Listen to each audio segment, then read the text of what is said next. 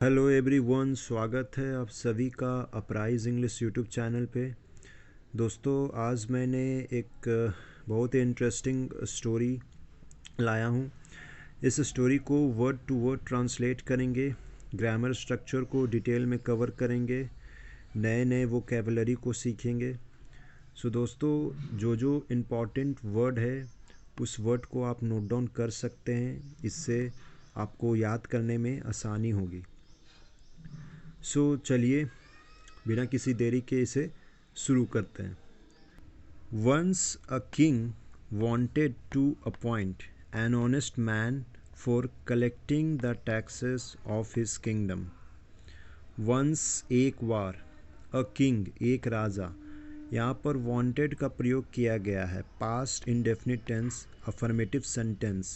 want का second form wanted होता है, यहाँ wanted का प्रयोग किया गया। to appoint, appoint का मतलब नियुक्त, नियुक्ति करना। एक ईमानदार व्यक्ति, ऑनेस्ट मैन ईमानदार व्यक्ति, इसके पहले एन आर्टिकल का प्रयोग किया गया। फॉर कलेक्टिंग, कलेक्टिंग का मतलब एकत्रित करना, वसूलना।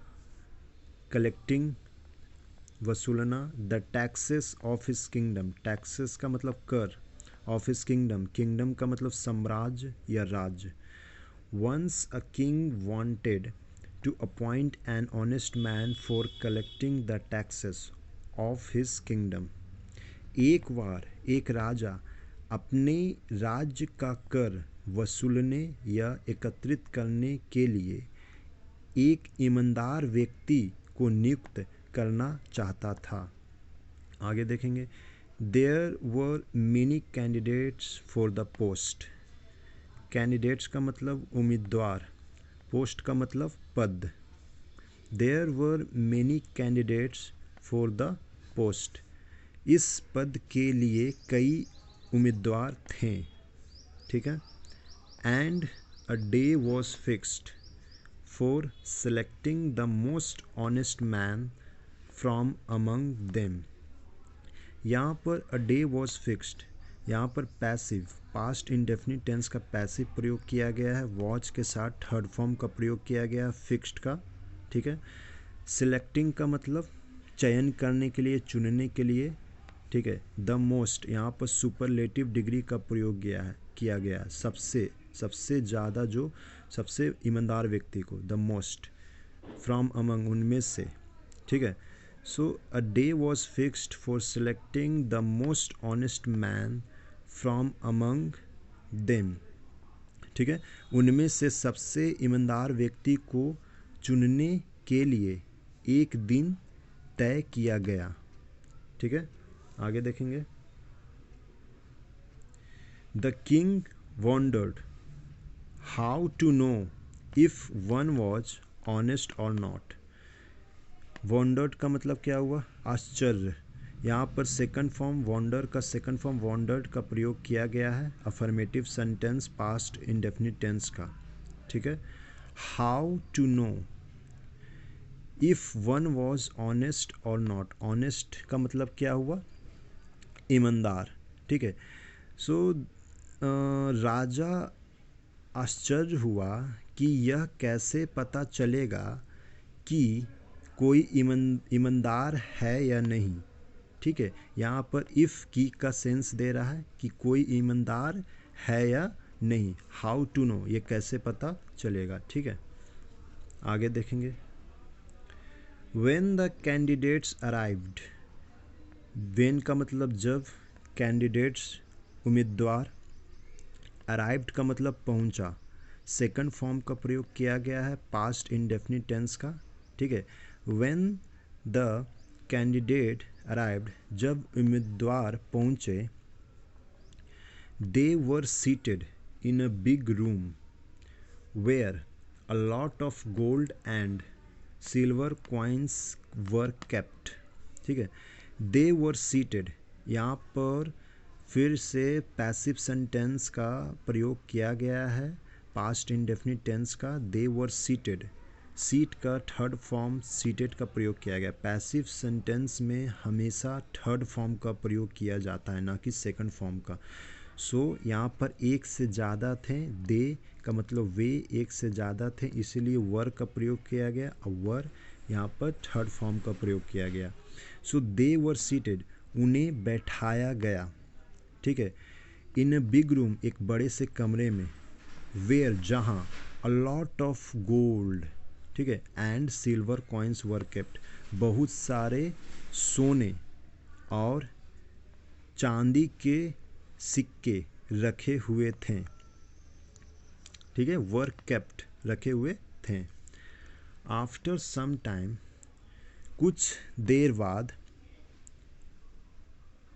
दे were led to the presence of the king and asked to dance. They were led, यहाँ पर फिर पैसिव का प्रयोग किया गया है, लेड का प्रयोग किया गया है। लीड का सेकंड फॉर्म लेड होता है, ठीक है, लेड का मतलब लेकर जाना। To the presence of the king, king की राजा की उपस्थिति में, ठीक है। They were led to the presence of the king and asked to dance, ठीक है, उन्हें राजा की उपस्थिति में ले जाया गया और नृत्य करने को कहा गया, ठीक है। आस्क्ड का मतलब वैसे पूछना भी होता है और कहना भी होता है, यहाँ पर कहने के सेंस में।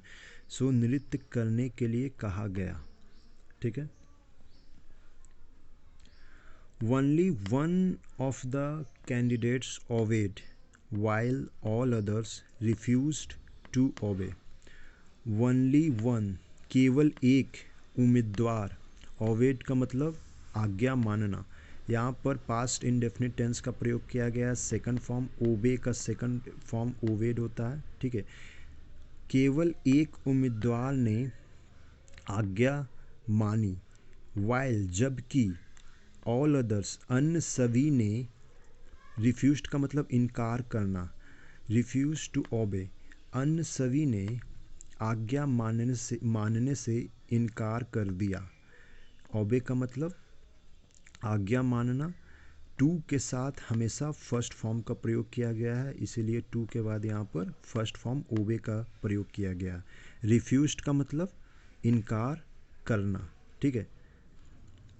The minister declared that the one who danced was the only honest man. मंत्री, मिनिस्टर का मतलब क्या हुआ, मंत्री। डिक्लेयर्ड, यहाँ पर सेकंड फॉर्म का प्रयोग किया गया। डिक्लेयर का second form declared, past indefinite tense affirmative sentence है, घोषणा करना डिक्लेयर का मतलब, ठीक है। The one, who, relative pronoun का प्रयोग यहाँ पर, हु यहाँ पर relative pronoun. Danced second form का प्रयोग। वॉज ओनली, केवल, ऑनेस्ट मैन ईमानदार व्यक्ति। The minister declared that the one who danced was the only honest man, ठीक है। मंत्री ने घोषणा की कि जिसने नृत्य किया वह एकमात्र ईमानदार व्यक्ति था, ठीक है। The king wanted to know how dancing could prove him to be honest. King Raja, wanted चाहता था, to know जानना चाहता था, how dancing could prove का मतलब साबित, him उसे, to be होने का, honest का मतलब ईमानदार। The king wanted to know how dancing could prove him to be honest. राजा जानना चाहता था कि नृत्य करने से वह कैसे ईमानदार व्यक्ति साबित हो सकता है। The minister compelled other candidates to show their pockets, ठीक है। यहाँ पर फिर सेकंड फॉर्म कंपेल का सेकंड फॉर्म कंपेल्ड प्रयोग किया गया है। ये कंपेल्ड का मतलब मजबूर करना, ठीक है। अदर कैंडिडेट्स, अन्य प्रत्याशियों को, ठीक है। शो, टू शो दिखाने को, अपने पॉकेट अपनी जेबों को दिखाने के लिए, ठीक है।